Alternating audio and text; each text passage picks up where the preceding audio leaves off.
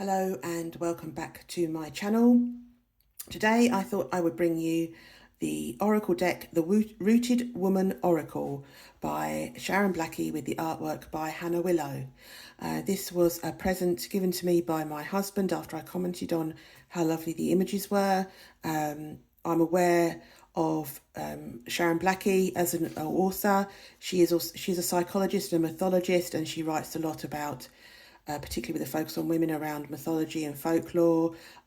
She has written a number of books, including If Women Rose Rooted, which I think a lot of people may well know of. Hannah Willow is an artist. She does a lot of different art. She also makes jewellery. She's, I think, I would say well known within the pagan world or green spirituality world. I have some of her prints and artwork. I do really like her. So I think that's probably one of the reasons I was particularly drawn to this deck. So to start off with, as it says here, 53 card deck and guidebook. As you can see, I do like the box. It's a lovely shade of purple. And I like the boxes that have these as a way of opening the box with the magnetised bit. As you can see, we've got some artwork here. And with these words, may the rooted women who were our ancestors and the spirits and stories of the lands they lived in guide us on our heroine's journey. So you have the deer on the moorland with the heather. It's a beautiful, I would say that's a burial mound, a beautiful image. What we have next as you open the box is the guidebook. I'll put the box down. I think this, as guidebooks go, this is a decent guidebook. I'll just flick through, I won't stop. You have an introduction, you have a number of spreads, and then you have all the different cards and their meanings. There's 3 different suites and then 2 sort of focus cards in this deck. There is quite a bit in there in terms of the definitions and the meanings, but I find with a lot of Oracle and Tarot decks, the cards really, that's a jumping off point. You need to do your own work around understanding and diving deep into the meanings of cards, whether that's through meditation or any other form of work that you do around cards, getting to know them. I haven't done any of the suggested spreads yet. That may well be something that I look to do in a future video. So that's the guidebook. Then we have the cards. As you can see, we have a ribbon to take the cards out.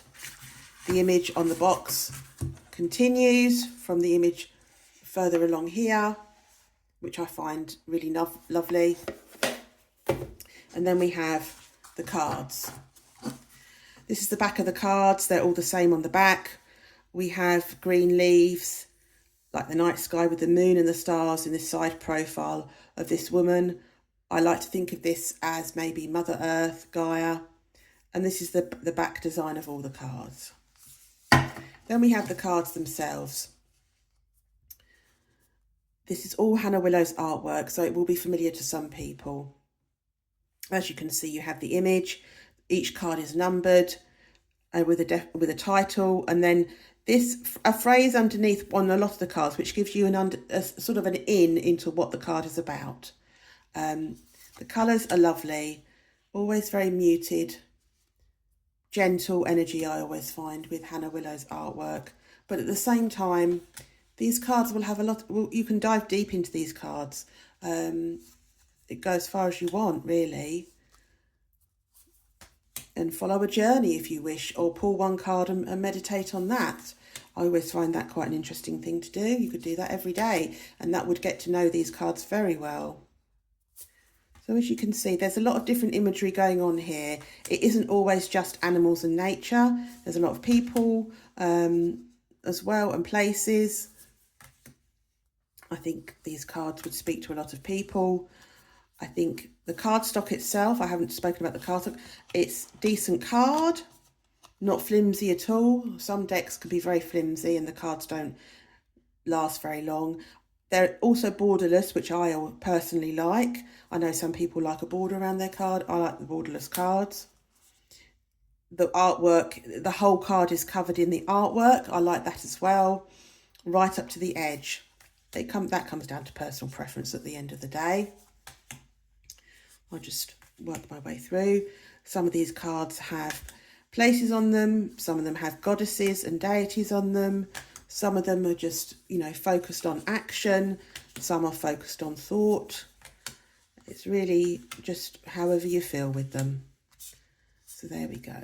I'll just carry on showing you them all. These cards were bought for me by my husband. They were a gift. I'm just talking about them because I think this is probably becoming one of my favourite decks to work with. Please let me know if you have this deck and what your thoughts are on it. I'm probably a little bit biased because I do like the artwork. I do like Hannah Willow's artwork anyway, so that probably makes me a little bit biased. But there's a lot going on in all these cards if you really think about it and you take the time to have a really good look. And there's something I like about every card, which I sometimes find with different decks, you don't always get that. There may be a few cards that you really like, and then some that you're not really bothered about at all. I don't know if anybody else experienced that with tarot and oracle decks.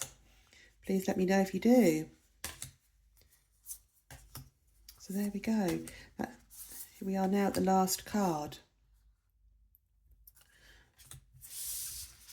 So I hope people found that helpful, or someone found it helpful, as kind of an initial review of this deck, the Rooted Woman Oracle.